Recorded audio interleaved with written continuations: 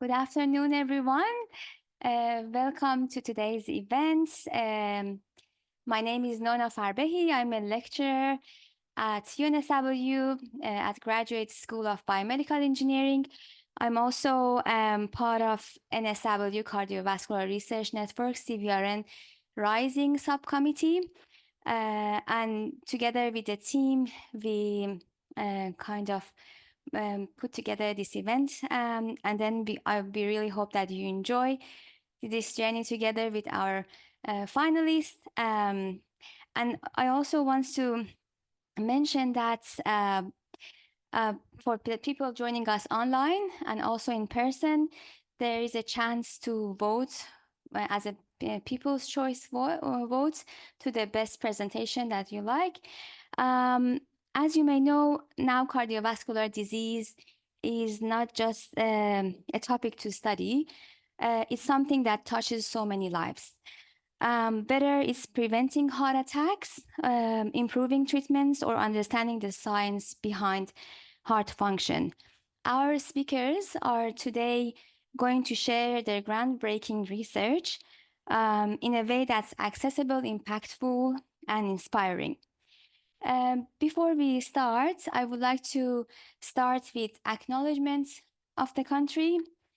I would like to acknowledge the traditional custodian of the land in which we meet today. And this is a picture I took from Uluru earlier this year. The nature was amazing, and which makes me think even more about the country that we live on. And we recognize and pay respect to all the people who live on this land, elders and communities of this land, past, present, and emerging, who for thousands of years have shared and exchanged knowledge across many generations for the benefit of all. Here in this slide, you can see a brief overview of the program today. We have 13 presenters who will each deliver a 3-minute speech using one slide only. We will begin with our 7 PhD finalists, following by our 6 EMCR finalists. At the end of each 3 minutes, they have 2 minutes to answer the questions from the judges or people present. And after each session, we will have a short pause for the judges to finalize their scoring and for the audiences to vote for the People's Choice Award. And while our judges are convening, we will have a short presentation from the NSW CVRN and Office of Health and Medical Research about grant opportunities and upcoming activities. The winners will be announced at the end of the program, following by a small party or gathering in the foyer with foods and drinks. And we will show the QR code at the end of each session. And voting is open for only 10 minutes. 1 vote per person only, please. We have a fantastic panel of judges today. I will hand it to Jordan to introduce our judges. Thank you. I'm Jordan, a researcher at the Victor Chang and also part of the same subcommittee. So I'd like to introduce some of the judges that are here today, generously spending their time. So Jane Henderson, maybe you can give us a wave. Hello, is a policy and project officer for the Office of Health and Medical Research, has joined for over 3 years building the cardiovascular research capacity program. As many of you may know, this is a program investing $150 million over a 10-year period. And prior to this, Jane's been working as an event manager, delivering conferences for up to 21,000 attendees. Our next judge is Matthew O'Donnell. Matthew is an advisor and partner at Coda Capital, a wealth advisory firm that has been partnered with the Heart Foundation since 2017. Originally a New South Wales director, Matt is acutely aware of the need for cardiovascular research. And his mom, Wendy, is a survivor of severe stroke at the age of 69. Next, we have Associate Professor Yelena Uranyak-Kovachina. Yelena has received her PhD from the University of Sydney in 2011, so has been around Sydney for a while now. Then went off to do a postdoctoral training at Tufts University in Boston. In 2014, she joined the School of Biomedical Engineering at the University of New South Wales. At the moment, she leads a multidisciplinary team focused on developing novel biomaterials and devices for the treatment of cardiovascular diseases. Her research particularly explores silk in these applications. A recipient of the prestigious Future Fellowship from the Australian Research Council and multiple awards, including the Ministerial Award for Rising Stars in Cardiovascular Research. And finally, we have Dr. Peter Su, is an Australian NHMRC EL1 Fellow and Senior Lecturer at UTS. Peter has his own program, the Quantitative Imaging at Nanoscale with Super Resolution, which also happens to acronym to Peter's name. Bridging biomedical engineering and fundamental sciences to answer some of the mechanistic questions to address single molecule level studies with advanced microscopy. So all the judges today will be scoring each pitch, as you know, on its clarity, structure, innovation, and originality, impact and significance to the cardiovascular research field, and the communication and presentation style delivered. I'd like to now introduce the first finalist, that is Laura Smith from the University of Wollongong, who will be talking about prevention over treatments. Hi, everybody.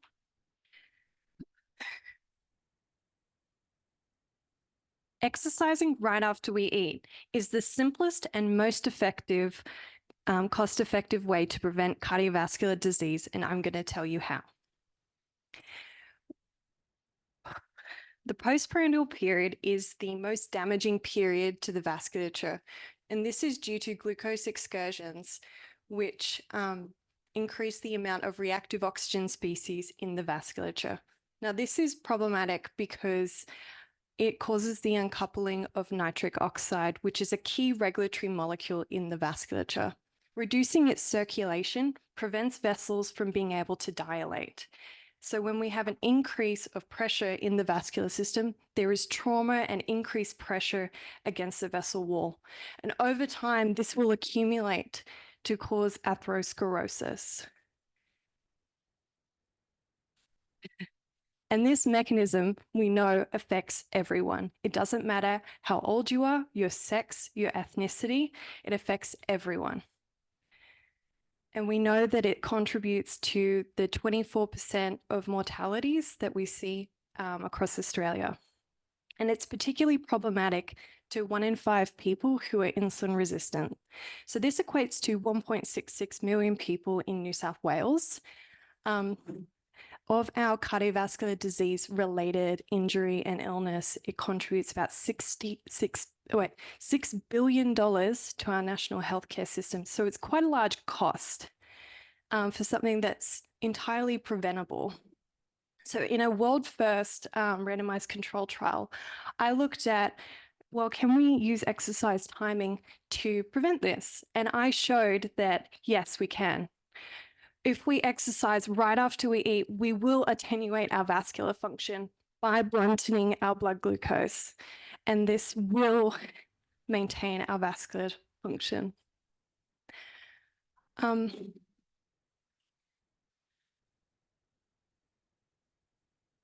the best part about this is it's free.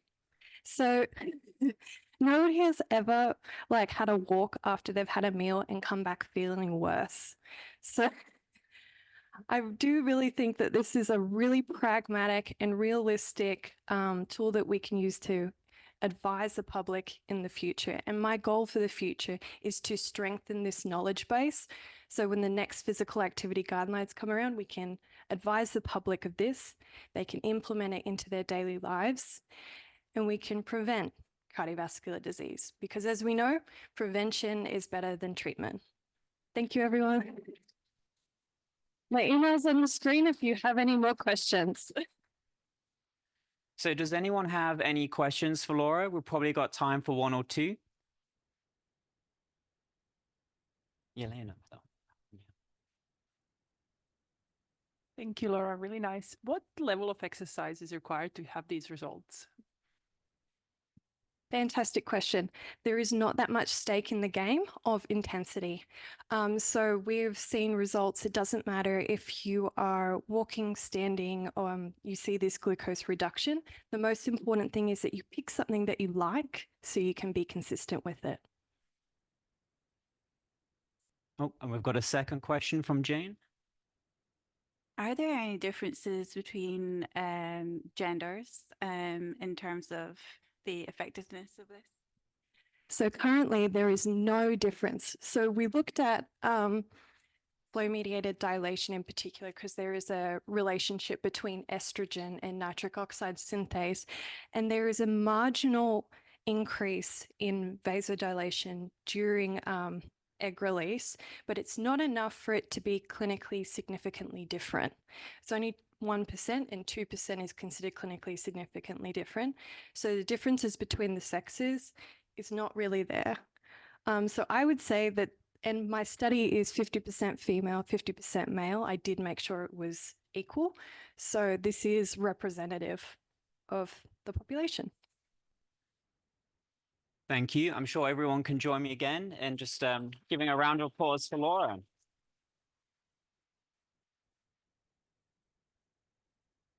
So up next, we have Sisi from the University of Sydney. That will be taken in a slightly different direction, Bites to Bite, talking about the opportunities of food access in the digital age.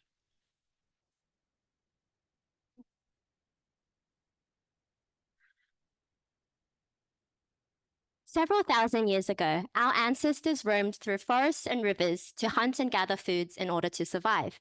Since then, we've come a long way. These days, a human living in 2024 now has the luxury of ordering in any food they wish using a meal delivery app like Uber Eats or DoorDash. All we need to do now is tap and swipe, sit back and relax. Studies have shown that meal delivery apps predominantly offer unhealthy takeaway foods, which are heavily promoted through discount codes and free delivery. This may further promote unhealthy diets.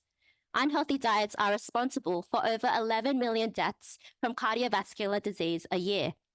Moreover, it is estimated that globally, by 2028, there will be 2.5 billion users of meal delivery apps. We know young people aged between 16 to 35 years are the highest users. Now, research has shown a link between physical food access or proximity to foods and health outcomes. That is, if you live in an area that is densely populated with fast food stores, you could be at high risk of developing heart disease. But now consider the modern human living in 2024 with limitless food options at our fingertips. It's clear that meal delivery apps have increased our access to foods, but there is a whole lot more to understand. For example, can it potentially benefit someone who is living in an area that is physically deprived of healthy food options? That's where my PhD research comes in. For my research, I've analysed a big data set of over 140,000 food outlets across New South Wales. I web scraped data from Google Maps to identify physical food outlets and Uber Eats to identify online outlets.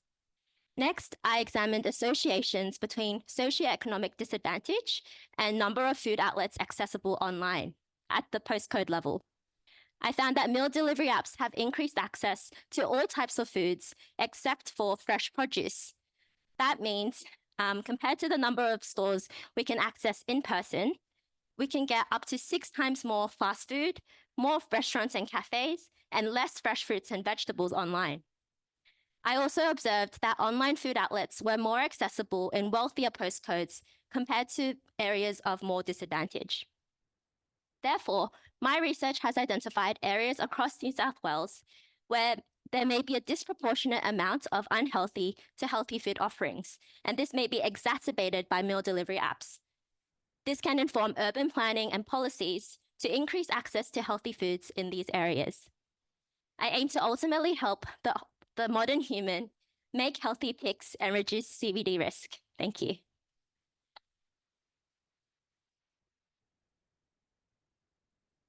Thank you, Sisi. Do we have any questions?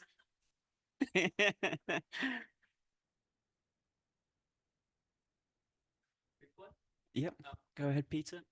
Thanks for the presentation. So I was wondering, like you mentioned about Uber Eats and DoorDash, which is quite like a Western, population focus. Have you ever dig into like those Asian focus app? At the moment, we only really looked at Uber Eats because it's the market-leading meal delivery app in Australia. But yeah, we definitely acknowledge there's so many different meal delivery apps like Food Panda and Easy and all those other apps. Yeah. Any prediction? More healthy or not? Probably the same. We'll probably be again a lot of. I assume more bubble tea options. We've got another question just behind you. So this is a really important research because it's a catastrophe. You can access anything. It's very unhealthy. What about the opportunity to get a government stakeholder and have a healthy eats app, right? Because Uber and DoorDash have a 20 to 30% markup on vendor-based foods. If say the government or an interested body supplements that to use exactly this medium to transform it, because there's times I come home and, we've got 2 young kids, what are we going to order? And I'd love a healthy option, but it's not available. Definitely, a really great point. As my title of my presentation, there are opportunities in the digital age, and I think we've yet to further investigate that. Like, I would love the idea of an app that only really offers healthy food options to those who really need it, like to those who are physically deprived of options in their area. Yeah, I think a lot more work can be done. A lot more work can be done with food retailers. Yeah, it's a space to watch. Thank you, Sisi.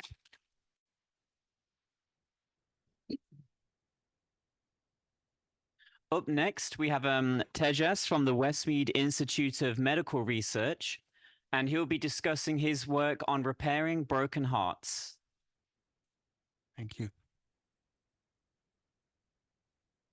Good afternoon, everyone. Heart disease is the leading cause of death in Australia. Over 150 patients every day present to a hospital with a heart attack. A heart attack is caused by a blockage in one of the arteries of the heart, and this interrupts oxygen-rich blood flow to the heart muscle. 40 minutes, that's all that it takes for this blockage to start causing heart muscle death. Progressive loss of heart muscle impacts the ability of the heart to pump blood to the rest of the body, and this can lead to heart failure. Imagine it like a river that suddenly has a dam built on it. Upstream, you get significant flooding, and downstream, you lead to desolation and barren land. My PhD explored a new therapeutic called platelet-derived growth factor AB. We tested the effects of PDGF-AB using an animal model to recreate heart attacks. We then provided one group with treatment via a mini pump, and the other group did not receive any treatment. We then assessed the changes in heart function using an MRI scanner to see how the heart performed out to 60 days. But why is this important? The heart is unable to regenerate after a heart attack. So that means that the lost healthy muscle is replaced by scar tissue. Now, unfortunately, this scar tissue is unable to perform as well as normal heart muscle, and this can lead to progressive heart failure. Current management of a heart attack is to open up the blocked vessel with a stent and reduce the risk of heart failure with medications. Now, this has led to impressive gains over the last decade, but the rates of heart failure have plateaued. So there's a clear need to find some new options. My PhD research was able to show that animals that received the PDGF-AB had an improvement in heart function, while those that did not receive the therapy had an ongoing decline in heart function. We believe that this is due to the PDGF-AB significantly altering the properties of the scar tissue itself and preservation of injured blood vessels. We also believe that the PDGF-AB improves the disorganized electrical conduction after a heart attack and how the heart uses energy after a heart attack. This leads to improved synergy of the scar tissue with the existing heart muscle and thus the improvement in heart function that we have seen. This is really exciting. We have the potential of, in the future, with further testing of a new therapeutic option for the management of a heart attack and reducing subsequent heart failure. This in turn would have the benefit of reducing the significant impact of heart disease and improving health outcomes. Thank you. Thank you, Tejas. Do we have any questions? Nona? Thank you, Tejas. Very nice talk. How quickly after MI you need to kind of give PDGF to the patient? What's your time frame that you have to be able to be effective on limiting the scar?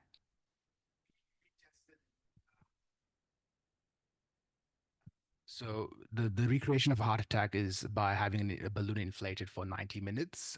And then we provided the PDGF at that time. And that is to simulate what is current guidelines for anyone who's presenting with chest pain who presents with a heart attack should have that artery opened within 90 minutes of presentation. So it's to simulate that, but we would be testing different time points of delivery to see if it has the same impact.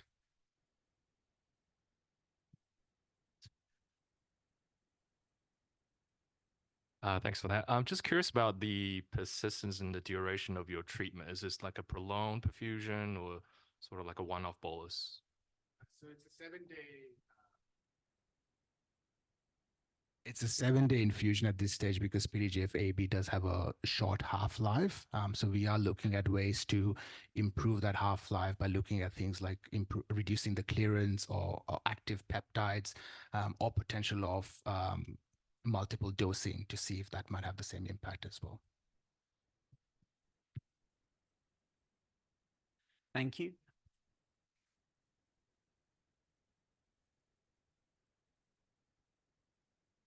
Next, we have Merce, who's going to be talking about cerebrospinal fluid dynamics and what happens during stroke. There is a subset of patients that after a stroke, they seem to be recovering just fine. And then within the first 24 hours, they just take a turn, sometimes for the worst, sometimes with fatal outcomes. Our lab has identified a rise in intracranial pressure in these first 24 hours that could be the cause of this phenomenon. But further than that, they have also identified that this rise in intracranial pressure is not related to edema, meaning there is another mechanism that we don't know about that is causing this issue. So my PhD focuses on understanding what's going on. So the first aim that I'm going to be researching is researching what's going on with this rise in intracranial pressure by using an animal model. What we are going to do is use this model to monitor intracranial pressure after a stroke within the first 48 hours after a stroke in order to see what's going on. Is it just one raise? Is it several raises? Is that worse? What's going on there, right? We want to know that. But not only that, after we know what's going on, we want to know why is this happening? And for that, can I see the slide, please? For that, we have to think of our skull as a pressure cooker. Our skull is an enclosed space, and after a stroke, you have to imagine what would happen if our brain was a pressure cooker and the steam release valve got clogged. The pressure inside this pressure cooker would just rise, right? We think that this is what might be happening inside the brain after a stroke. We believe that the outflow of cerebrospinal fluid might be compromised.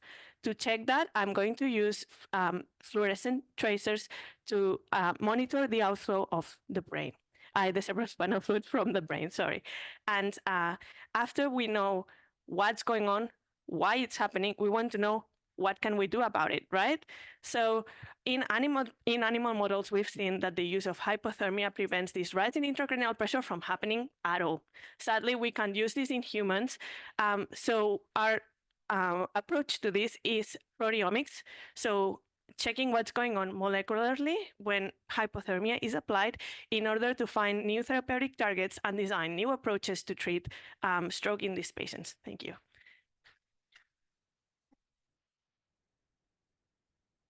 Do we have any questions from the audience? Oh, yep, Peter, go ahead. Hi, thanks for the presentation. Because you mentioned about fluorescence probe, so what kind of a microscopy are you going to use? We're going to use fluorescent dye. It's pegylated, and we're going to use a setup with a laser that excites a dye through the skin. It's in the infrared spectrum, which means that has a deeper penetration. So we're going to use that to monitor the outflow of this dye. I've got a quick question as well. I don't know a lot about stroke and the physiology of it, but you mentioned early on that it's not necessarily to do with the swelling in the brain, the edema. How do you tease out if it's due to that edema or not due to that edema? So for that, there's previous research done from our lab in animal models. And so what they did is they induced stroke in animals and they measured the rise in intracranial pressure, and then they measured the edema at 24 hours, which is when this rise has been characterized so far. And they saw if there was a correlation there or not, and there wasn't. So that's why we think that there's another mechanism going on there.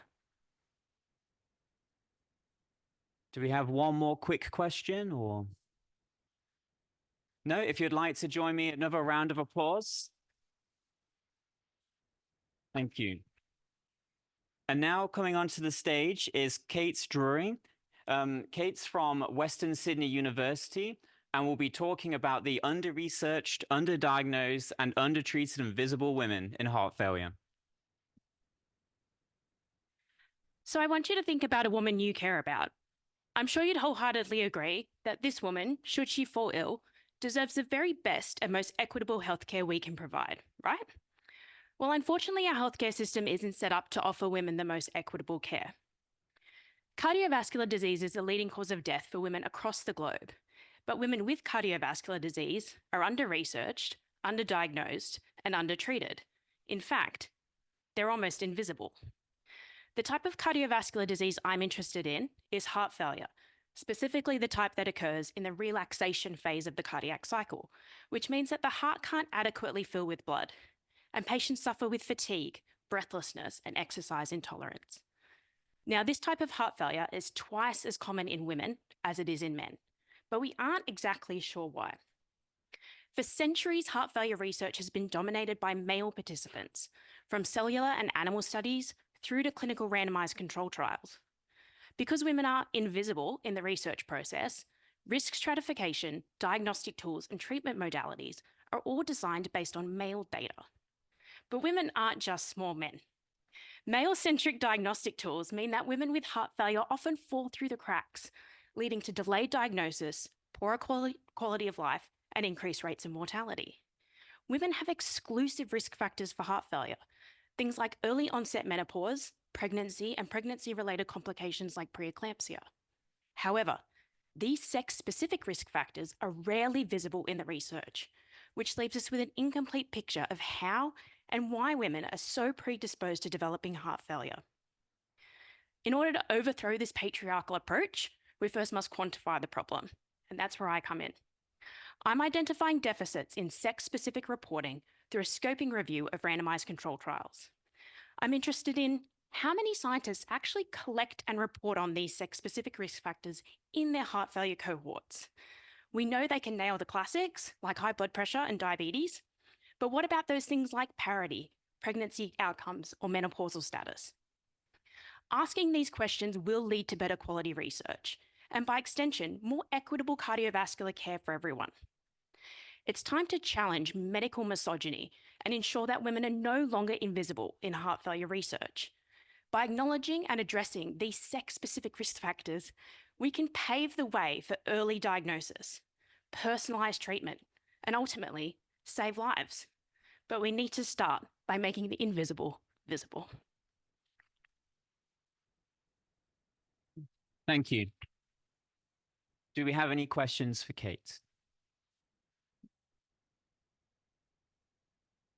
This is really important work. We don't have the tools or the evidence base in women. I guess my question is where we go with the evidence you're presenting, because rubber hitting the road, you get a pot of money, you have to deliver on a grant by a certain time, and then you run around recruiting. Should we have pre-specified targets about how many women we need to recruit, and that we can negotiate with funding bodies to say perhaps we should extend it because we haven't hit that target?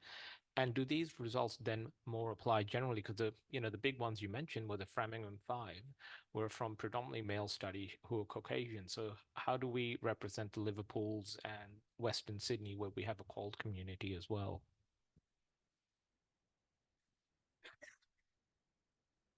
I think that's, really like topical issue that we're currently facing.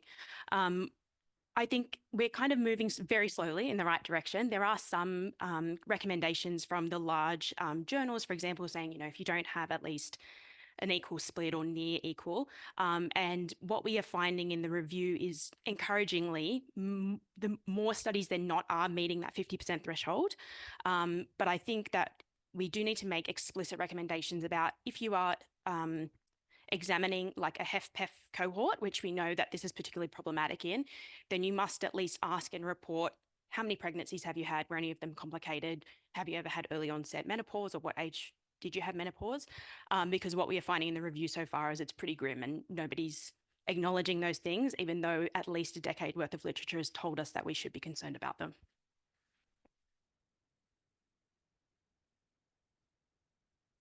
So I'll ask a quick question. So there's a lot of your talk was talking about risk factors that are more specific to women. In terms of the physiology, like the physiology of the heart and how the electrical currents are flowing through the heart and even on the cellular level, are there any big gender differences there, or is that fairly similar? I mean, that's tricky because I'm not preclinical by any means. I'm a clinician through and through. What we know, I suppose, about male versus female hearts, even when they're healthy, is that women have a higher resting ejection fraction. So the criteria that we're using to make diagnoses or screen people for risk are already not directly applicable, because that 50% cutoff, women are already sitting higher than that, even if they're diseased. There's vascular problems that come up in pregnancy. And for example, if you had a pregnancy that was complicated by preeclampsia, the vascular damage that does on your circulation, even postpartum, your heart failure risk has gone up by 4-fold, even just from that one pregnancy that's been complicated. So the vascular, I suppose, like intricacies, I'm not really sure. But from a baseline, even from healthy, the criteria isn't sex specific enough. Thank you. If you could join me in another round of applause.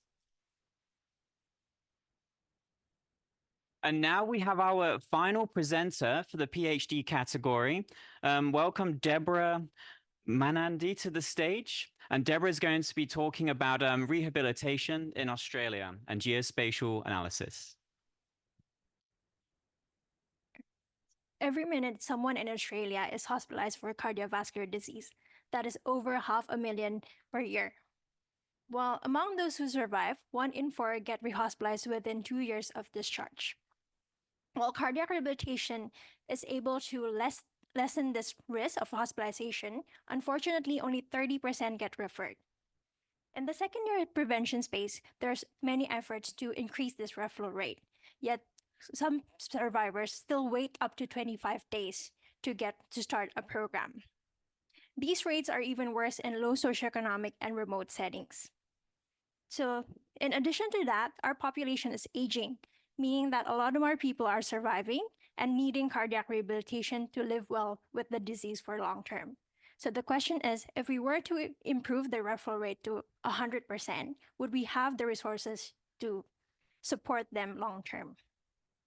So to address this question, we'll use a geospatial analysis tool called QGIS, which will allow us to layer multiple datasets and create a comprehensive map of the supply, the demand, and then the socioeconomic and the geographic accessibility of cardiac rehabilitation programs starting in New South Wales.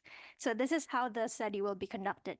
So firstly, we will use the data from the Heart Foundation, which lists all cardiac rehabilitation programs to visualize our supply across New South Wales. And next, we will access the New South Wales APDC data that records all cardiovascular hospitalizations to visualize the current demand. And then for the third layer, we will shape the map according to the socioeconomic background across the statistical area. And this will show us the disparity between the supply to demand in the low socioeconomic and compared to the high, and then urban and remote settings. And finally, we will overlay the map with the transport networks and the road networks, and this will show us the distance and the accessibility for the survivors to access the programs. So taking the Bradbury as an example, we can use this map to identify areas where the survivors are concentrated, the socioeconomic status is low, the transport networks are very limited, but the cardiac rehabilitation, the nearest one, is around 30 kilometers away. We can use the learnings from the study to enhance the healthcare system in areas where cardiac rehabilitation is lacking, or partner with policymakers to implement digital programs or allocate resources more effectively, so we have a more long-term and equitable support for all our survivors. Thank you.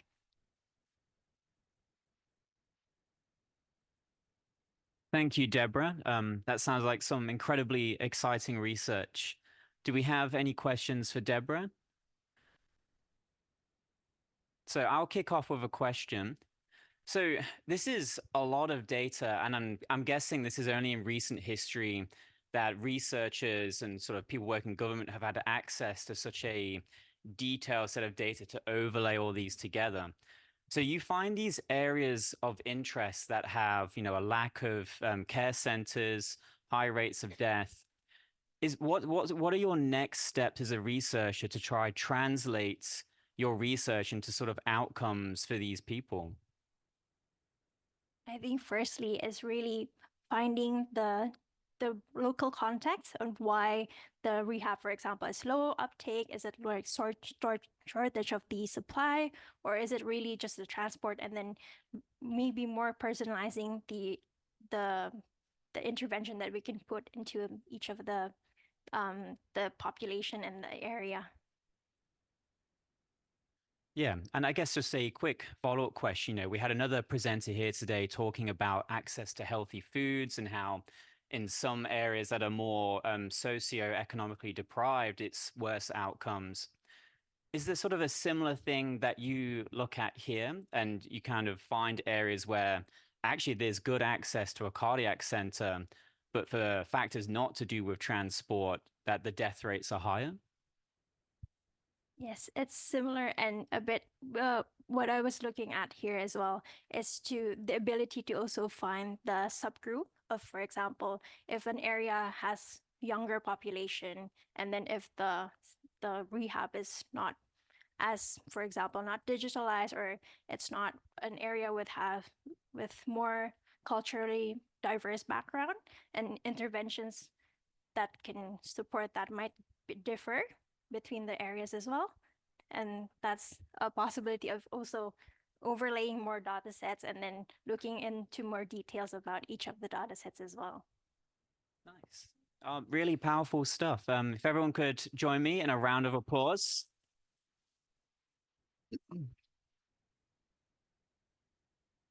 So that wraps up the PhD student session. So now we're going to move on to the people's choice for voting. The QR code is here, and we're going to allow the judges some time to formulate their scores. Thank you. Okay, everyone. Hello, I'm Dr. Sabina Lida, Research Fellow Implementation Science from the University of Wollongong, and also a CVRN Rising Star Subcommittee member, and I'll be chairing the EMCR finalist session today. So first up, I'd like to now introduce Poornima Balaji from Westmead Hospital and the University of Sydney, who will speak to us about cardiac radiotherapy for refractory arrhythmias. Welcome. I'm Poornima Balaji. I'm a hospital scientist at Westmead Hospital. Every 12 minutes, cardiovascular disease claims another life in Australia. Many of these deaths are due to dangerous, irregular heartbeats originating in the ventricles that can disrupt blood flow and cause sudden cardiac death. In a unique multidisciplinary approach which brings together cardiologists and oncologists, our team is using targeted radiation to treat arrhythmias similar to cancer treatment. Although cardiac radiotherapy has shown remarkable promise in arrhythmia reduction in patients, we still don't fully understand how it works. What is the safe and optimal radiation dose? And how does radiation affect the heart cells to treat arrhythmias? My research aims to address these questions using cell culture and large animal models. My goal to turn these discoveries into life-saving treatments for patients with deadly arrhythmias through our cutting-edge clinical program at Westmead Hospital. So our next EMCR finalist is Dr. Rukshan Rafeek from the University of New England, who will speak to us about a preclinical model of acute rheumatic fever, rheumatic heart disease. Welcome. Rheumatic heart disease and rheumatic fever are autoimmune conditions triggered by group A streptococcal infection, simply strep throat, leading to permanent valvular damage. Despite being completely preventable, more than 40 million people live with the disease, and 1/3 die from annually. Sadly, most of them were kids and adolescents.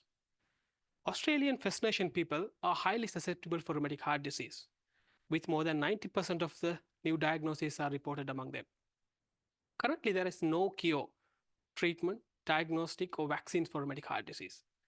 However, these complications can be managed by anti-inflammatory treatments or regular antibiotics.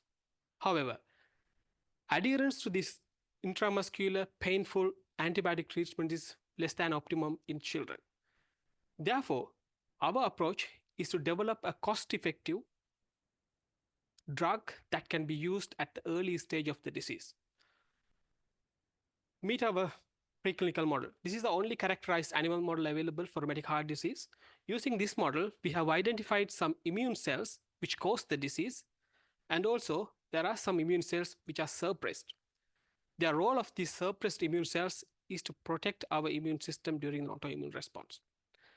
Therefore, we used a two-pronged approach, either to reduce the number of immune cells that cause the disease, or to increase the number of suppressed immune cells, thereby boosting our own immune system to act against this disease.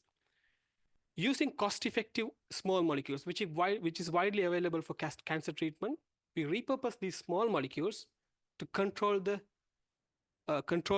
disease-causing immune cells which are out of control. Thereby, we stop the cardiac damage at the early stage of the disease. Second, using low-dose IL-2, which is again widely available for cancer treatment, using low-dose IL-2 therapy, we increase the number of T regulator cells, which are supposed to play a protective role, thereby boosted our own immune system to act as an arsenal during this condition.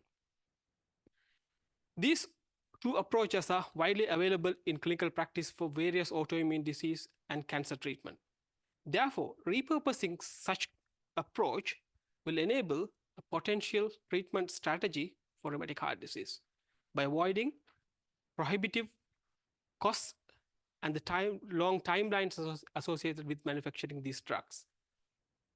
For long-living indigenous community in Australia, a better health is more than the elimination of the disease or illness. Thank you. Thank you, Rukshan. Any questions for Rukshan? Okay, I might ask one. Obviously, I'm not a basic scientist. So I guess I'm asking about the suitability of the rat model in mimicking, acute rheumatic fever or rheumatic heart disease, and what makes it a suitable model? Mainly characterized for the early events that lead cardiac. So this is a preclinical model. This is mainly characterized to determine the early events, how these immune cells started acting against the cardiac tissues. So for the early events, if we can prevent the disease at the early stage, that would save us a lot of money in the valvular surgery in the later stage. So in this model, we have identified the functional changes, histological changes, immunological changes, which resembles the human heart, rheumatic heart disease.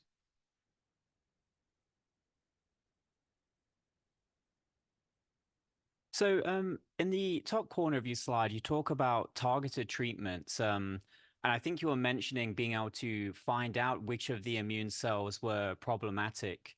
Just out of interest, could you talk about how you sort of differentiate which ones are causing harm and which ones aren't? In this model, we have used the strep proteins to induce the heart damage. Using that protein, we have identified some immune cells that are specific during the repeated strep infection. So those immune cells, especially for the T helper 1 and T helper 17 cells, which are also associated with most of the autoimmune diseases, so which are highly prevalent in rheumatic heart disease patient as well. Luckily, we have found that in our animal model as well. Again, the T regulatory cells, which are supposed to be increased in a healthy patient or balanced in a healthy patient, but in our model and in rheumatic heart disease patients, these were low. So that's why we approached both the problems, either to reduce the number of immune cells that are causing the disease or to increase the T regulatory cells, thereby boosting our own immune system to act against this disease. Thank you, Rukshan. Please join me in another round of applause for Rukshan. So next up, we've got Dr. Daniel Bild from the University of Newcastle, who will speak to us about improving blood flow and preserving brain outcomes after stroke.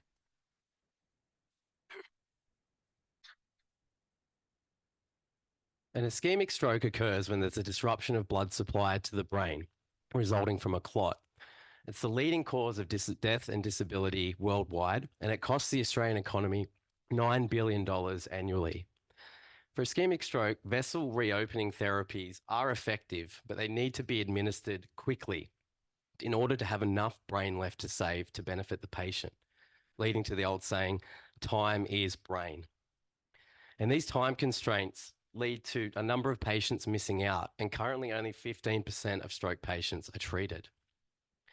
So time is brain, but what I'm here to tell you today is that collaterals equals time. So what do I mean by that? So on the left, we have an ischemic stroke where you can see a blockage and the tissue downstream from that dies quite quickly. But further downstream, there's an area of at-risk but potentially savable tissue known as the penumbra. And the reason that this penumbra exists is because these bypass network of collateral vessels can redirect the blood flow around the clot and keep the brain alive. And in patients with some of the best collaterals we've seen, it can be alive for up to 24 hours after the stroke, and they can still benefit. So the key is to increase blood flow selectively through these vessels. But how do we do that? So I made a breakthrough discovery where I found that the blood flow in these vessels, it increases in speed and increases a frictional force known as shear stress to levels much higher than anywhere else in the body. And so we've been developing and patented a shear stress sensitive drug delivery system, which is formed by nanoparticle aggregates. And we've packaged a very potent vasodilator into them. And you think of it like a ball of sand. When we inject that with the drug inside, it circulates around. And when the ball of sand gets to an area of high shear stress, i.e. in the collateral vessels, it falls apart and increases blood flow to the brain. And we've got really exciting preclinical proof of concept data in our rat model of stroke showing that it causes a rapid and significant increase in collateral blood flow and ultimately results in an improved outcome with a reduction in brain damage. And we've shown that it's very selective for just the collateral vessels and it doesn't change blood pressure, meaning that it's targeted and safe. So we're at a really exciting stage now where we're looking to spin this out into a company and translate this into the clinic so that we can turn that golden hour of stroke treatment that's currently there into golden hours to improve the outcomes for stroke patients in Australia and around the world. Thank you very much.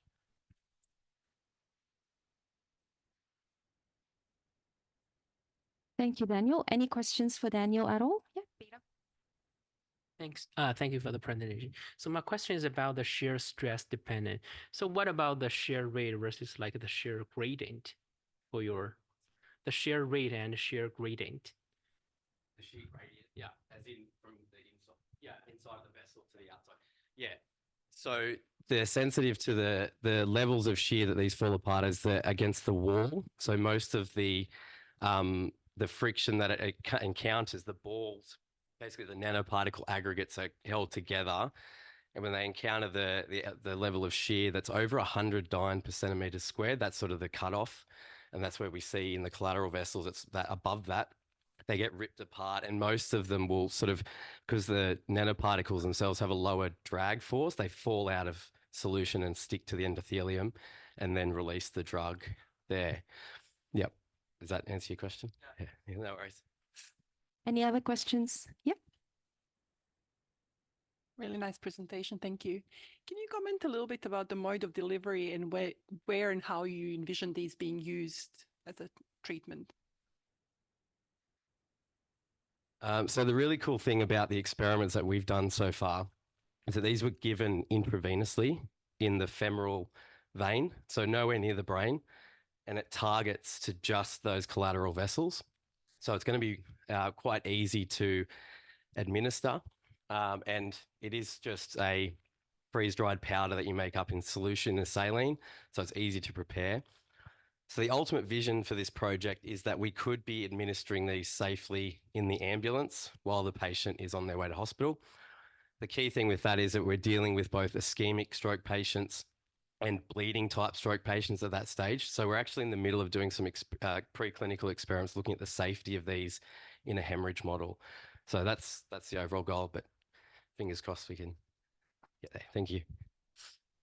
Thank you. If we have one more time, some time for one more question. So you looked at the infarct volume. I was wondering if you followed them up and looked at, I guess, functional recovery or anything like that? Yeah, so I didn't have the space to show that, but we did some very basic neurological tests on these animals. This is at 24 hours after the stroke. And we see a similar improvement in their forelimb function. But once again, this is part of the future development program, is to then basically stretch it to see how far we can push it and how long those benefits last out to the days and weeks after stroke. Thank you. Please join me in another round of applause for Daniel. So next up, we've got Dr. Carmen Zhang, who will speak to us about some novel strategies for reducing future events in heart attack survivors. Welcome, Carmen. Thank you.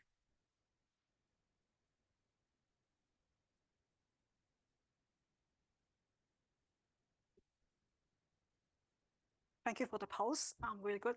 Myocardial infections, we all know about it. And today, not even today, you maybe heard about it already.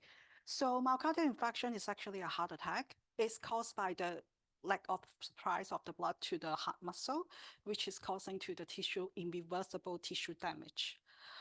This is also bringing in a lot of extensive information within the heart, in the healthy area and also the area that affect in the heart muscle, like we can see on the top left of the slides. And in this extensive information happening, it's also bringing a scar formation, replacing the dead tissue. At the same time, it infiltrating into the healthy area. This scar formation eventually will reduce the heart functions. And what we all know about in the clinic, when patients have a heart attack, what we immediately do in ASAP is bring back the reperfusions. And most of the time, we're hoping that the reperfusion of the blood vessel, of the blood and the nutrient can actually increase the survival of the myocardium, which is our heart muscle. But unfortunately, this reperfusion also bring our ischemia reperfusion injury. Again, this is due to the massive inflammation happening locally. And all this process going on is also increasing the chance that patient will reduce in the heart function, at the same time leading to the heart failure. Unsurprisingly, most of the people, if they are survival from the first heart attack, they will have the second heart attack. 20% of them will have a second heart attack within 5 years. And like opening a blind box for toys, but without the joint, they will living in a fear. And of course, all we want to gathering today is get the heart healthier. But unfortunately, currently, we don't have any specific treatment or targeted therapy that is for preventing the recurrent events after the heart attack or the heart failure. Well, HDL is well known for its protective functions on the heart. At the same time, unfortunately, HDL is really expensive to make manufacturally, and also it's really time consuming. And recent study also showed that there was a less of clinical effect. Our study actually developed a D6PV peptide that is based on the HDL, have anti-inflammatory functions. Using an animal model, we proved that D6PV can increase myocardial damage, decrease myocardial damage, and improve the cardiac function in the animals. And all we want to do today is to develop a drug, develop a peptide treatment that is effective, easy to assess, and bring out, improve the long life expansion of the post-cardio patients.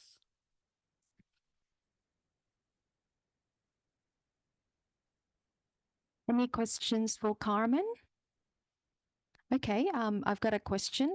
I guess thinking about translation, what do you envisage would be some of the logistical challenges associated with, producing this peptide for clinical use later on?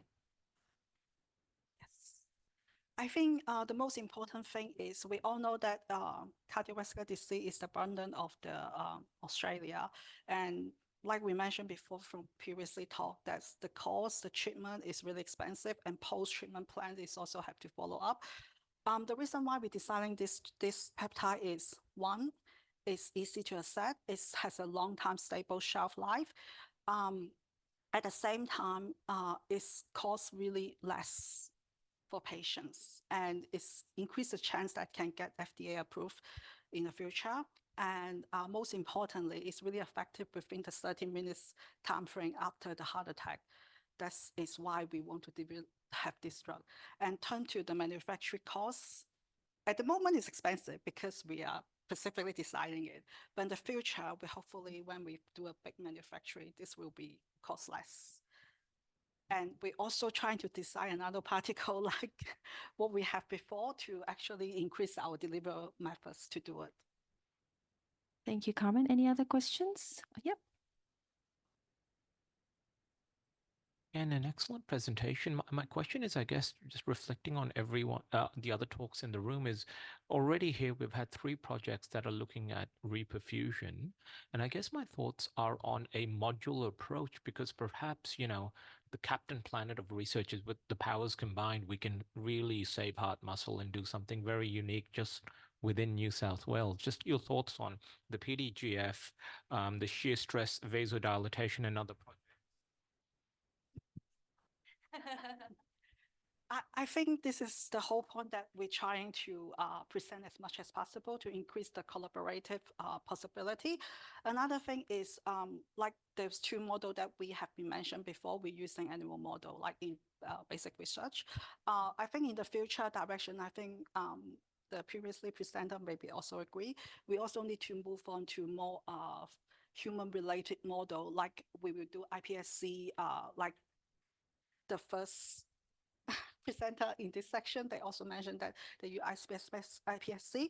At the same time, we can also combine them with engineering, which is we can do organ on a chip with iPSC, and we can actually generate a model that is externally modulating the human function, which is including stress inside the mechanism of the organ on a chip, and also we can add a different cytokine stimulation that's happening during this event. I think this is exciting, and of course, I would like to thank all the funding that's going to funding us in the future. Okay, thank you, Carmen. Please join me in another round of applause for Carmen.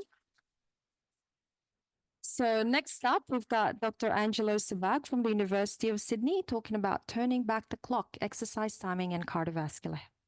Thank you, thank you. So Michael Johnson, a former American sprinter, was at one point the fastest man on earth. Yet, in 2018, he suffered a stroke shortly after exercising in the afternoon. Now, strokes typically occur in older adults, those with significant risk factors such as obesity, elevated blood sugar levels, smokers, and those who are physically inactive. Yet, by all accounts, Mr. Johnson was the picture of health. The former multiple-time Olympic champion exercised regularly, didn't smoke, and was in stunning shape despite his young 51 years of age. Now, despite stroke typically occurring or cardiovascular events typically occurring in older adults, something's happened here. This event, and I want you to pay attention to the time in which it happened, the afternoon. Our body is regulated by circadian rhythms, which regulate all physiological processes, including our glucose metabolism, our blood pressure regulation.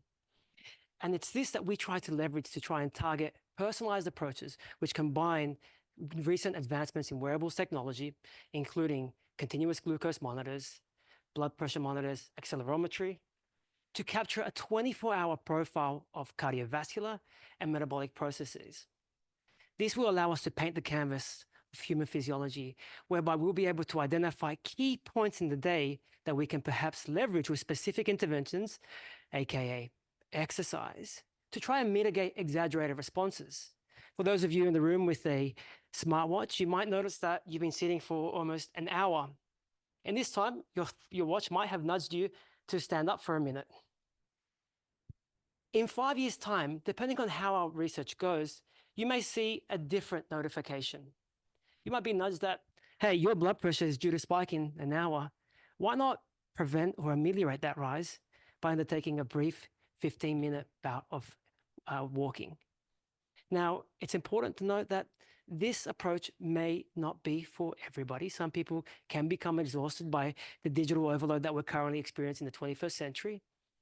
But if anyone has done a food diary previously, you'll note that after 2 weeks of recording your food, you start to realize what foods are associated with what calories. Similarly, these algorithms that we'll develop will start to predict when your blood pressure will rise, how it responds to exercise, and then develop interventions that will be able to mitigate this. So this is the future of personalized and precision healthcare, whereby we combine technological advancements to meet healthcare needs in real time to revolutionize cardiovascular disease prevention. Thank you. Thank you. Any questions for Angelo? No? Ah, okay. Angelo, this is really exciting. We're, as a cardiologist, we're getting so much information from wearables and we don't know what to do with it. This is the opposite end, is actually weaponizing those powers for good. My question to you will be, have you explored this across, you've told me this, but I've received a metabolic shock, which is 2 children, right? And your sleep, everything is derailed. So is this being looked at, say, pregnant women, where there may be a different thing, or mums who are looking after kids that are exhausted, the circadians are completely exploding, and how we could intervene to give people more, not just physical, but mental well-being using some of these circadian patterns? Absolutely. And I think the first step is that we have a small pot of funding for general population, after which we'll definitely start to target more populations who perhaps could benefit more from precision timing, including those who undertake shift work. Their circadian rhythms are out of whack. And what we want to try and emphasize is that both diet and exercise can be used as tools to resynchronize or turn back the clock back to its original state so that these processes work as they should. If you look at Europe, for example, there are different cultural behaviors whereby Laura previously mentioned that people can go walking after exercise, after having dinner. Similarly, we want to leverage these cultural differences and see whether or not digital technologies can actually cause a quote unquote subcultural revolution. Any other question? Oh, sorry, Elena. Oh, sorry. Thank you. More generally, do these circadian rhythms and our responses change with age? Great question. So they change with age and they change with health status. Those with obesity or some forms of metabolic dysfunction experience almost like a prolonged and more exacerbated rises in some of these in blood pressure and blood glucose. Now, there are a bunch of factors that can account for this, not just specific blood, like vascular and metabolic, but also hormonal. So things like cortisol can directly impact, and that changes. And then again, another point for us is that what about women who experience higher rates of CVD post-menopause? And so these are definitely aspects that we want to explore further. However, we're starting one step at a time and working in Gen Pop and moving from there. Okay, please join me in another round of applause for Angelo. So last but not the least is Dr. Dashika Palipana from Victor Chang Cardiac Research Institute, who will speak to us about studying alcohol-induced heart disease using the zebrafish models. Hi. Imagine that occasional glass of wine that you will have at the end of a very long day, like today, will drastically affect your heart, for some more than the others, and not because of how much you drink, but because of who you are. Unfortunately, this is the reality for millions of people worldwide. According to the WHO's alcohol status report, alcoholic cardiomyopathies are the leading cause of death and disability among the alcoholic sphere. In fact, 18% of the alcohol-related deaths, 2.5 million alcohol-related deaths, cardiovascular diseases make 18% of them. So we know that alcohol is bad for the heart, but the extent of the damage it can cause to the heart varies person to person dramatically. So but why does this change occur? Why can some people have moderate amount of drinks and develop severe heart issues, but others may seem unaffected? We all have seen this in real life. I think the answer lies in our genes. Specifically, certain mutations can make us more vulnerable to the alcohol's toxic effects on the heart. In order to study this, I'm using zebrafish. Yes, the tiny fish that has a surprisingly close to human structure heart, to study the genetic factors that can interact with alcohol to create alcohol-induced heart diseases. These fish actually allow us to look at the heart function in real time, and through that we made an important discovery. If you look at the graph over there, we have studied a dilated cardiomyopathy zebrafish that has a titan truncating variant and prolonged exposure to alcohol that showed that they suffer more severe heart damage where the normal fish actually did not. This means that the people who have the same mutation could be at a higher risk. So we aim to actually understand, investigate exactly how the genetic factors interact with alcohol to cause these damages. So we can actually identify the people who are at higher risk so we can intervene earlier. So as a first step, we have chosen a few mutations that cause cardiomyopathy, created zebrafish lines with cardiomyopathy. The plan is to expose them to prolonged exposure of alcohol. We calculated to somewhat mimic the moderate long-term exposure in humans, which I think is most of the general public. And after this experiment, using echocardiography and cardiac MRI, yes, we can do both in zebrafish.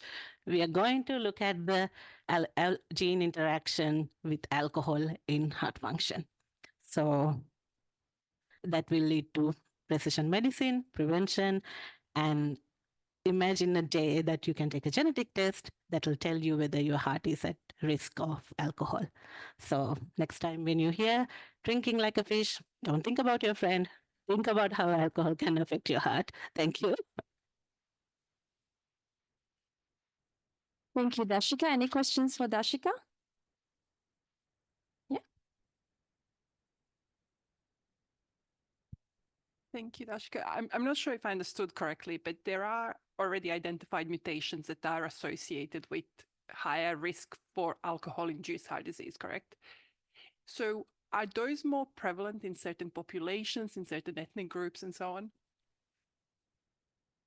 So when I say they are, this is a study done by us, not published yet. So we have created one model. This is a Titan truncated invariant. That is the most common familially passed down mutation in the cardiomyopathy patients.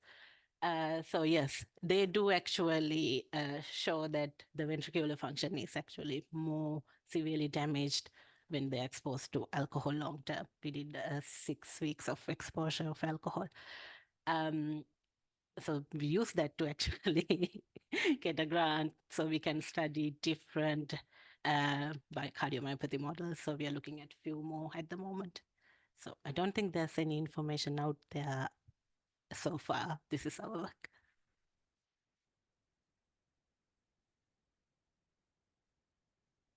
Thank you. Very interesting. You should have told us earlier, then we wouldn't order wine for the ceremony after this. I have a question about like dosage of alcohol that you give to the fishes, because I remember I had a chick when I was a kid, and accidentally she drank alcohol and she died. So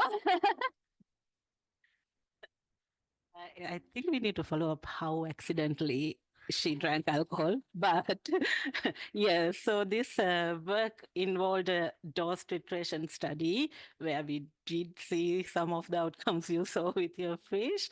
So what we try to do is calculate how much a person would drink when we call them socially, moderately drinking, not alcohol dependent. And we did try a few doses, and so these fish are in 0.5% alcohol. And when you reach 1%, as you said, they're going to die. So you have to kind of find a good alcohol that doesn't give the toxicity. Interestingly, when you take them out, they do show withdrawal symptoms. Thank you very much. This may be beyond the scope of your research, but are we getting to the point where there may be no safe level of alcohol? I don't know. I don't think so, hopefully. This is why we are trying to gain more information about who can actually be more vulnerable to alcohol. So people who are not can benefit from this information, but I don't have an opinion, but I have seen very recent data that says low to moderate amounts of alcohol can be beneficial for heart. I thought it was a thing in the past, so I think you still have hope. Thank you, Dashika. Please join me in another round of applause for Dashika. So that concludes the EMCR pitches. Thank you so much. And again, please join me in another round of applause, for all the EMCR finalists today.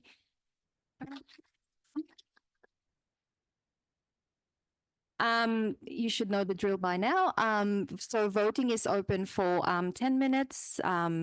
Please vote your favorite presentation for today, and I'll give you some time to do that.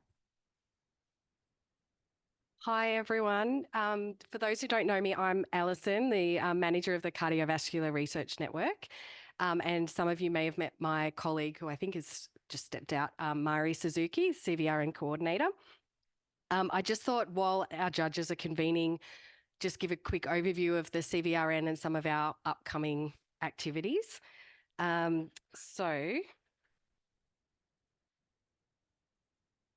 I'm sure most of you would be aware about the CVRN, but we're a cross-institutional multidisciplinary network, been operating for almost 20 years now. Our network includes over 600 members from across the research spectrum, from all areas of cardiovascular research, including kidney, stroke, and diabetes. And our primary objective is to foster and strengthen capacity for cardiovascular research in New South Wales. And so we're very fortunate to receive funding from the New South Wales Government Office for Health and Medical Research as part of the Cardiovascular Research Capacity Program. And this funding, as well as the funding we receive from our umbrella organisations, it supports Mari and I as the CVRN management team, and also allows us to run a range of initiatives for the CVRN. So we have an executive committee that drives the strategic direction, and we also have a Rising Stars subcommittee, many of whom are here today, and they oversee all our EMCR activities. So here are our 14 umbrella organisations, which include the major universities and medical research institutes in New South Wales. And hopefully in the new year, we'll be welcoming some of our regional universities to the network from next year as well.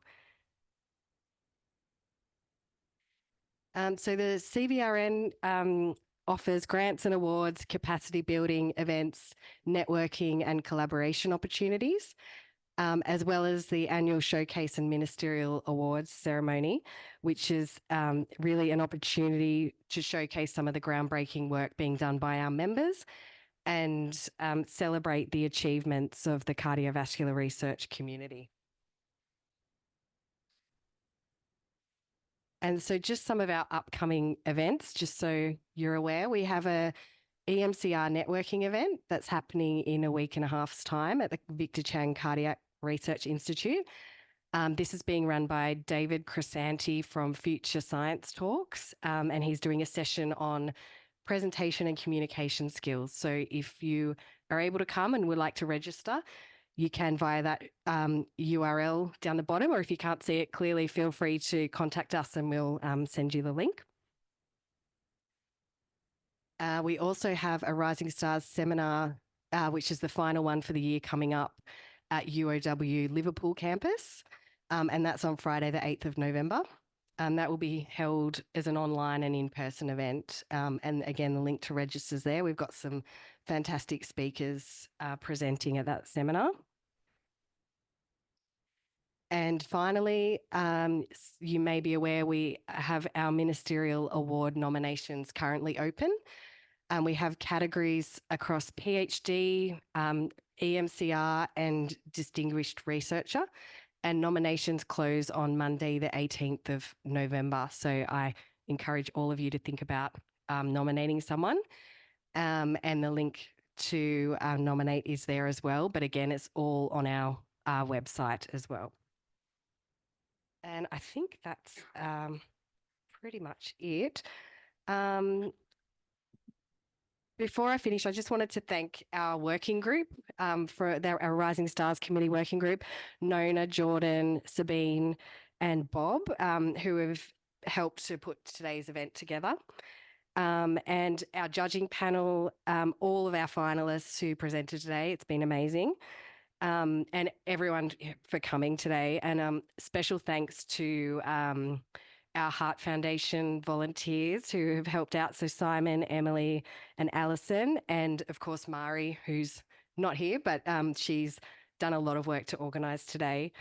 And now I'll hand over to Kathy Kellick from the Office for Health and Medical Research, and she'll talk about some of the OHMR initiatives. Thank you. Hi, everyone.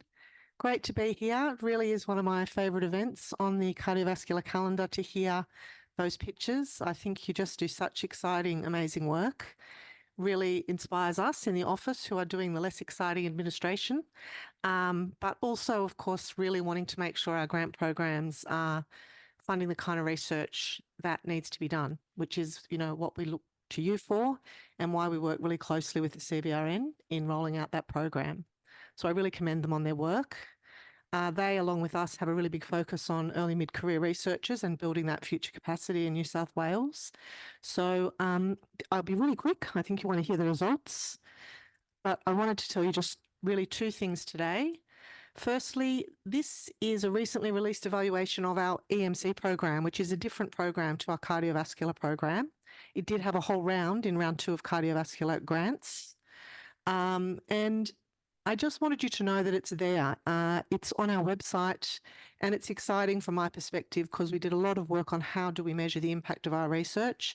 And this is one of the, we did it as well for the Translational Research Grant Scheme, but it does show some really exciting outcomes from all the reports that you've done over your grants. And it's very powerful for us to argue for more money in the continuation of our programs. You know, really 30% of the projects directly contributed to policy and practice change from the first 2 rounds of that program. That's already have done that. 46% enabled changes to research or health practices. And in terms of financially, it's showing a $7 return on investment already for every dollar that we spent. So that's really powerful and exciting. And we're doing a evaluation right now, a midterm evaluation of our cardiovascular program. And so I'm really hopeful about what that will show. I also wanted to make sure about 2 grant opportunities that are open now. One is our Aboriginal Heart Health grants. The first time that we've offered them, it's been a long, exciting development process working with mainly Aboriginal people and organisations and researchers to develop them. We have an Aboriginal staff member, Melissa Cawley, leading this in our office 2 days a week, and they're open now, and they are to be led. Our lead chief investigator, who identifies as Aboriginal or Torres Strait Islander, can have another co-chief investigator alongside them if that's how they want to manage it. And they EOIs, expressions of interest, closed just before Christmas for those. And secondly, we have our collaborative grants open at the moment. And they are funding of up to $750,000 over 3 years. And there's certain requirements about them, but one of them is that of the 8 chief investigators, at least 2 are early mid-career researchers, because we really want to give early mid-career researchers a chance to be chief investigators on grants. So just wanted to make sure you knew about them. That's it. Thank you. All right. Good afternoon, everyone. My name is Bob Lee. I'm a researcher from Victor Chang Cardiac Research Institute. So we've tallied the score. It was a very, very close marking, lots of heated debate outside. But before we get to that, just want a round of applause to all the finalists here today. You guys actually did so well. We marked a lot of abstracts, and you guys are really top of the people that we chose. So thank you very much for submitting and participating today. So without further ado, we will announce, so it's 2 categories, PhD and EMCR, and a winner's choice and the People's Choice Award. So to present the PhD category is, Peter and Matt. Do you share that? Yeah. Okay. So the People's Choice for a PhD category is Drury. Yeah.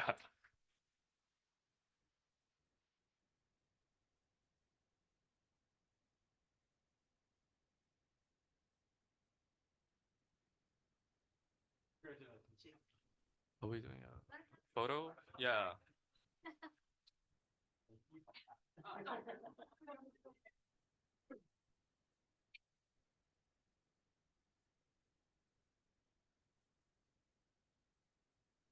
Congratulations. And for the winner of the PhD category is Tejas Deshmukh.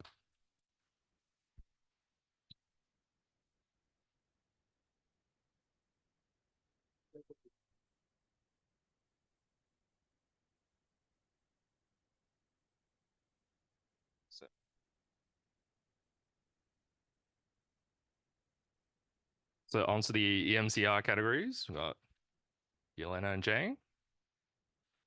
For the People's Choice Award, we have Dr. Dashika, Palipana.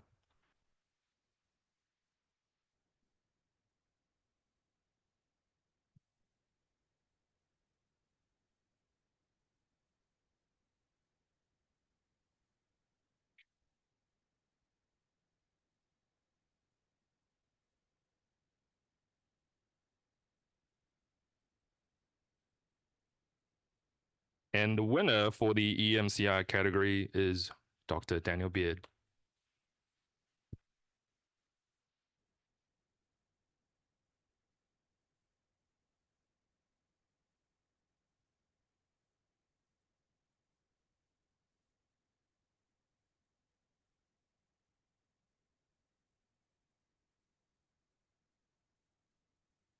So congratulations to all the winners. And we just want to have a special mention to Dr. Rafeek, who actually traveled all the way from Tamworth to be with us here today. So thank you for coming. We want to thank our judging panel, Matt, Peter, Yelena, and Zhang. They've respectively put in different perspective from different organizations. So that was really valuable. Thank you. And for everyone that's joined us here today to support our presenters as well as online. And for the people who are actually here today, you can come and join us outside for some networking drinks and fantastic nibbles. So thank you very much. And see you in future CVRN network events.